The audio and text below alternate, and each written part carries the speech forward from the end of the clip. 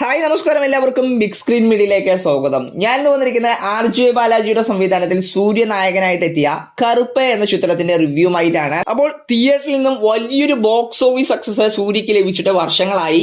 കാരണം അദ്ദേഹത്തിന്റെ പല ചിത്രങ്ങൾ തിയേറ്ററുകളിൽ എത്തുന്നുണ്ട് എങ്കിലും പൂർണ്ണമായി പ്രേക്ഷകരെ തൃപ്തിപ്പെടുത്താൻ പല ചിത്രങ്ങൾക്കും സാധിച്ചിട്ടില്ലായിരുന്നു. വമ്പൻ പ്രതീക്ഷയിലെത്തിയ കങ്കുവയായാലും അതുപോലെ തന്നെ റെട്രോ വിജയമായി എങ്കിൽ പോലും വലിയൊരു ബോക്സ് ഓഫീസ് സക്സസ് ആയിരുന്നില്ല. അപ്പോൾ ഈ ഒരു സിനിമയിലേക്ക് വരികയാണ് എങ്കിൽ കറുപ്പിന് വലിയ രീതിയിലുള്ള ഒരു ഹൈപ്പ് ഉണ്ടായിരുന്നില്ല. റെട്രോയെക്കാളും കുറവ് ഹൈപ്പായിരുന്നു ഈ ഒരു ചിത്രത്തിന് ഉണ്ടായിരുന്നത്. നമുക്കെല്ലാം അറിയാം, ഇന്നലെയാണ് ഈ ഒരു സിനിമ തിയേറ്ററുകളിൽ എത്തേണ്ടിയിരുന്നത്. എന്നാൽ ഡിസ്ട്രിബ്യൂട്ടേഴ്സും അതുപോലെ തന്നെ പ്രൊഡ്യൂസേഴ്സും തമ്മിലുള്ള ഒരു ഇഷ്യൂ മൂലമാണ് ചിത്രത്തിന്റെ റിലീസ് ഇന്നൊക്കെ ആക്കേണ്ടതായിട്ട് വന്നത്. അപ്പോൾ ഇന്നലെ തന്നെ ഞാൻ ടിക്കറ്റ് എല്ലാം ബുക്ക് ചെയ്തിരുന്നു. അത് പിന്നീട് ക്യാൻസലായി. ഇന്നത്തെ രാവിലത്തെ മോർണിംഗ് ഷോയ്ക്ക് തന്നെ ബുക്ക് ചെയ്യുകയും ചെയ്തു. അപ്പോൾ ഈ ഒരു സിനിമയിലേക്ക് വരികയാണെങ്കിൽ സൂര്യയെ കൂടാതെ RJ ബാലാജി, തൃഷ, ഇന്ദ്രൻസ്, അനഘ രവി, ശിവദ, ശ്വാസിക, മൻസൂർ അലിഖാൻ തുടങ്ങി ഒരുപാട് താരങ്ങൾ അഭിനയിക്കുന്നുണ്ട്.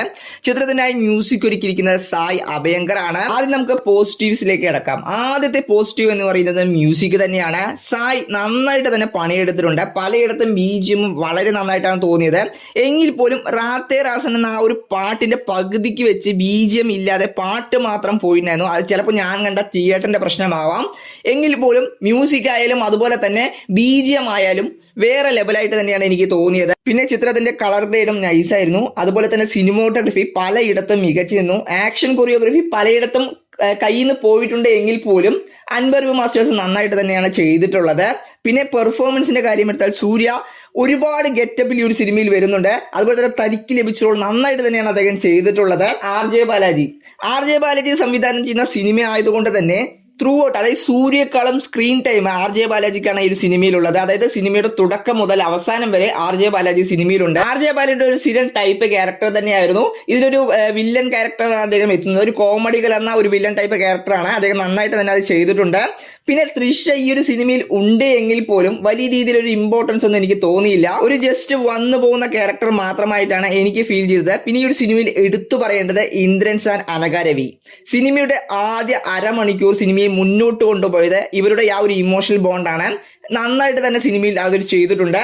പിന്നെ സൂര്യയുടെ കറുപ്പ് സ്വാമി എന്ന ആ ഒരു ഇൻട്രോ, ആ ഒരു പക്ക തിയേറ്റർ വൈബായിരുന്നു. ഇനി നമുക്ക് നെഗറ്റീവ്സിലേക്ക് വരികയാണെങ്കിൽ സ്റ്റോറി തന്നെയാണ് മെയിൻ നെഗറ്റീവ് എന്ന് പറയുന്നത്.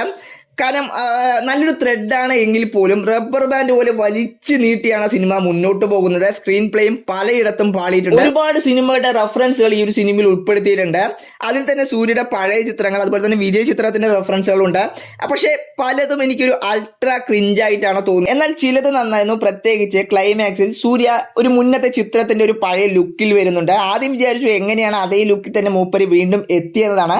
പിന്നീട് എനിക്ക് നോക്കിയപ്പോൾ മനസ്സിലായി അത് CG ഉപയോഗിച്ചിട്ടാണ് അദ്ദേഹത്തിന്റെ മുഖത്തെ ആ രൂപത്തിൽ ആക്കിയിരിക്കുന്നത് എന്ന്. പിന്നെ ഒരു കാര്യം പറയാനുണ്ടായിരുന്നത്, ലിയോ സിനിമയുടെ സമയത്ത് മൻസൂർ അലിഖാനും തൃശയും തമ്മിൽ ഒരു ഇഷ്യൂ ഉണ്ടായിരുന്നു, നമുക്കെല്ലാം അറിയാം. അതിൽ തൃശ പിന്നീട് പറഞ്ഞത് ഇനി മൻസൂർ അലിഖാന്റെ ഒപ്പം അഭിനയിക്കില്ല എന്നായിരുന്നു. പക്ഷെ ഈ ഒരു സിനിമയിൽ ഇരുവരും തമ്മിലുള്ള കോമ്പിനേഷൻ സീനുകൾ വരെയുണ്ട്. ഒരു കാര്യം എന്ന് പറയുന്നത്, കറുപ്പ് സ്വാമി എന്ന് പറയുന്നത് തമിഴ്നാട്ടിൽ അത്യാവശ്യം ഫേമസ് ആയിട്ടുള്ള ഒരു ബോർഡ് തന്നെയാണ്. അപ്പോൾ അവർക്ക് ചിലപ്പോൾ ഈ ഒരു സീനുകളെല്ലാം കണക്ട് ആവും. പക്ഷെ എനിക്ക് പല സീനുകളും അത്യാവശ്യം ക്രിഞ്ചായിട്ടാണ് ഫീൽ ചെയ്തത്.